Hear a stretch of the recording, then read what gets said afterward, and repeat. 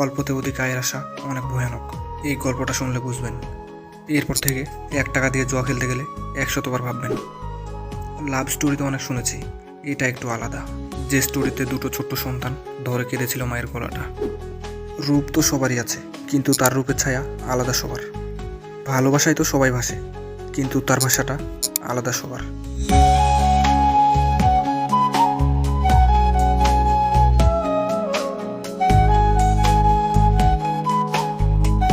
এই গল্প আমার মায়ের গল্প, একটা কথাও বানানো নয়।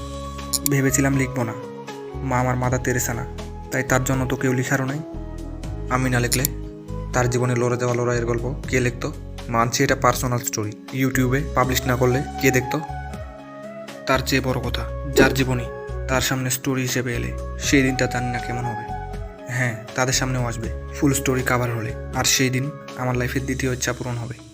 সময়টা পার হয়ে এখন অতীত হয়ে গেছে। মাই তো সেরা যোদ্ধা, আর আমার সেরা যোদ্ধার লড়াইয়ের ঘটনা এখনো সবার অজানা রয়ে গেছে। অপরূপা অভাগী, সত্যি অনেক ভালোবাসি।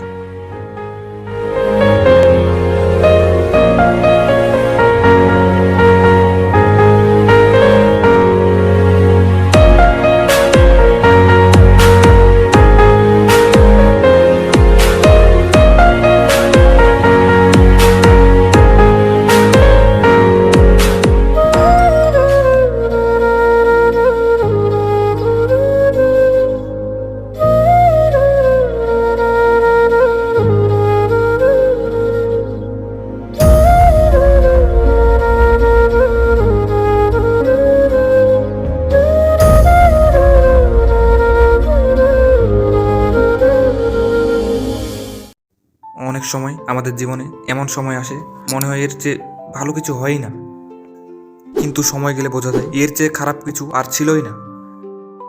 এটা তার সাথে হয়েছিল। অল্প বয়সে বাবা বিয়ে দিয়ে দিল। শ্বশুরবাড়ি অনেক বড় লোক, সবাই ভাবলো অভাগীর জীবনে এবার সুখ এলো। সব মেয়ে চাই স্বামীর বাড়িটা সাজিয়ে রাখবো বিয়ের পরে। সেও চেয়েছিল, কিন্তু জানতো না সে যাচ্ছে কোন ঘরে। তার রূপ এমন ছিল, কল্পনা রাজ্যের ফুলপরীর মতন ছিল। ফুলপরী তো কল্পনায় আছে, কিন্তু সে বাস্তবেই ছিল। আল্লাহ যেমন রূপ দিয়েছে তেমন দিয়েছে গুণ, যেন বানানোর সময় ভালো সবকিছুই দিয়েছে তাকে। সুখ ছিল না, সবাই ভাবলো এবার এটাও পেয়ে যাবে, কিন্তু ভবিষ্যৎ দেখেছে তাকে।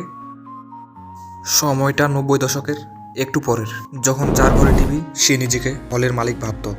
টিভি চালু করলে বারান্দায় মানুষ ভর্তি, তাই বেশিরভাগ সময় দরজা বন্ধ রাখত। সেই সময় অভাগীর শ্বশুরের বাড়িতে রঙিন টিভি, তাহলে বোঝাই যায় কত বড় লোক। অনেক সময় সেটাও ভুল হয় যেটা ঘটতে দেখেছে নিজের চোখ।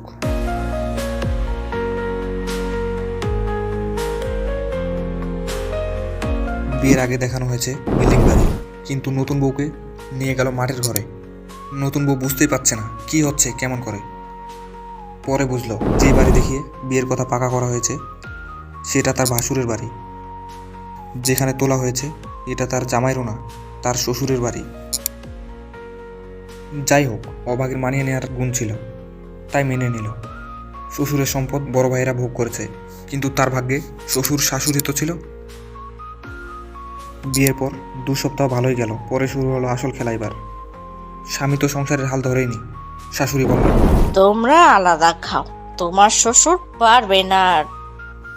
স্বামী কাজ করত, দিনে কামালে রাতে উড়াতো জুয়ার ঘাটিতে। বাঁচতে গেলে খাওয়ার লাগবে, কারণ পেট তো কারো ভরে না মাটিতে। কিন্তু স্বামীকে কিছু বলতে গেলেই মার খেতে হয়। সঙ্গের মানুষটা ভালো থাকলে না খেয়েও থাকা যায়, কিন্তু রাত বেরেতে সে যেন কোথায় সময় কাটায়। একদিন সে ভাবলো আজকে তার পিছু করে দেখবো কোথায় যায় সে। পিছু করতে করতে এক বাগানে গেল, পরে হারিয়ে ফেলল, আর কোথাও নাই সে। পরে মাঝরাতে যখন বাড়ি ফিরল, কোথায় গিয়েছিলে? সারাদিন কাজ করে টাকা করো কি? বাজারের ব্যাগ দিলে রেখে দাও, তাহলে আমি বাড়িতে খাবো কি? কথায় কথায় কাটাকাটি করতে গিয়ে স্বামী রেগে তাকে মারা শুরু করে। সে বলল, যা, চলেই যাব, থাকবো না আর তোমার ঘরে। কিন্তু তখন গভীর রাত ছিল, একা একজন মেয়ে, হাঁটতে হাঁটতেই যেতে হবে। কিন্তু তবুও সে এটা ভাবেনি যে যাবে কিভাবে।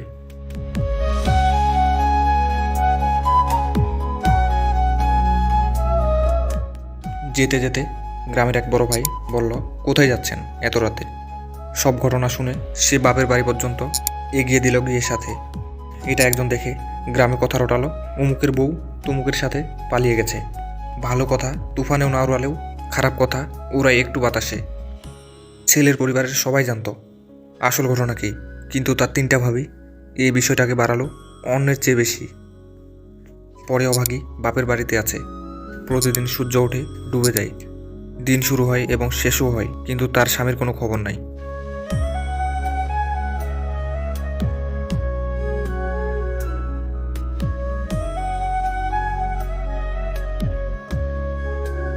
পরে একদিন স্বামীসহ শ্বশুরবাড়ির লোক এলো, অনেক বিচার সালিশের পর নিয়ে গেল।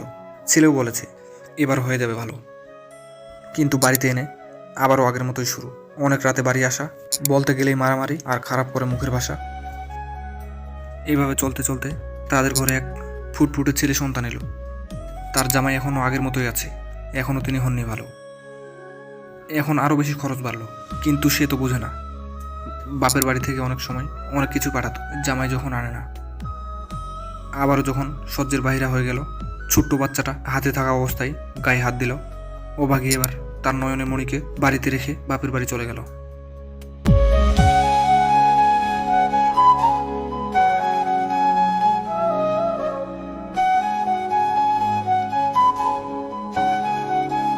এবার তার জামাইয়ের বাড়িতে আসল ঝামেলা বাড়ল। ছোট্ট বাচ্চা মায়ের দুধ ছাড়া কিছুই খায় না, এখন খাওয়াবে কি? ছোট্ট বাচ্চা কাঁদতে আছে, এখন থামাবে কে? গ্রামের এক মহিলারও বাচ্চা হয়েছে, তাকে বলল একটু চুপ করেন, ঝামেলা মেটার আগ পর্যন্ত বাচ্চাটাকে একটু দেখেন। আবার সালিশ বসলো, সবাই বলল এখন দেখো মা, এখন একটা বাচ্চাও আছে, এখন আর কি করবা? এবার সে বাচ্চার মায়া করে আবার মেনে নিল। সবাই বলল এবার আমরা আছি, তাই আবার ফিরে গেল। এবার গেল সেভাবেই চলছে। সংসারের টানা হেঁচড়ার মধ্যে এবার আরও একটা ছেলে সন্তান হলো। ধীরে ধীরে দুই ভাই বড় হচ্ছে, সংসারও ভালোই চলছে।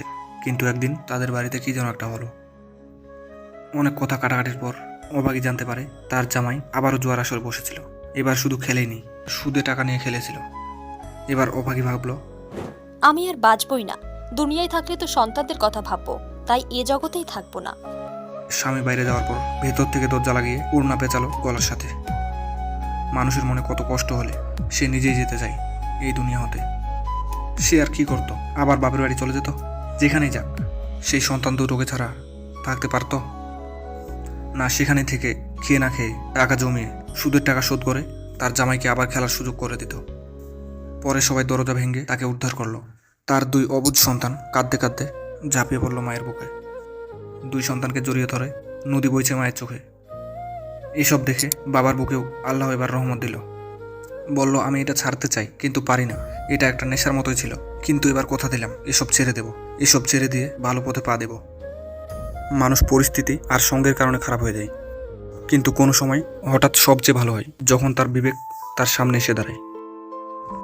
এরপর তিনি এতটা ভালো হন যার পকেটে 11,000 টাকা ছিল না। তিনি 2024 এসে তার সন্তানদের জন্য 11 লাখ টাকা দিয়ে জমি নিল। আগে যেমনই থাক, সেই 11 লাখ টাকার সবগুলোই তাদের ঘাম আর ন্যায়ের টাকা ছিল। জীবনে সুন্দর সঙ্গী পেলে স্বপ্ন দেখা লাগে না, না দেখা স্বপ্নগুলো পূরণ হয়ে যায়।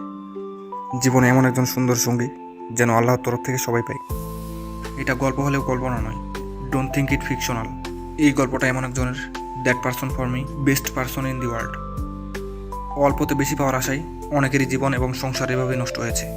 সঠিক সময় ফিরে না আসার কারণে এখন তারা আগের চেয়ে নিচের অবস্থানে রয়েছে। জুয়ার মাধ্যমে বড়লোক হওয়ার আশা অনেক ভয়ানক। ধীরে ধীরে এটা নেশা হয়ে যায়। হ্যাঁ, জুয়ার মাধ্যমে অনেকেই বড়লোক হয়েছে, কিন্তু বাস্তবে এখন তাদের অস্তিত্বই নেই।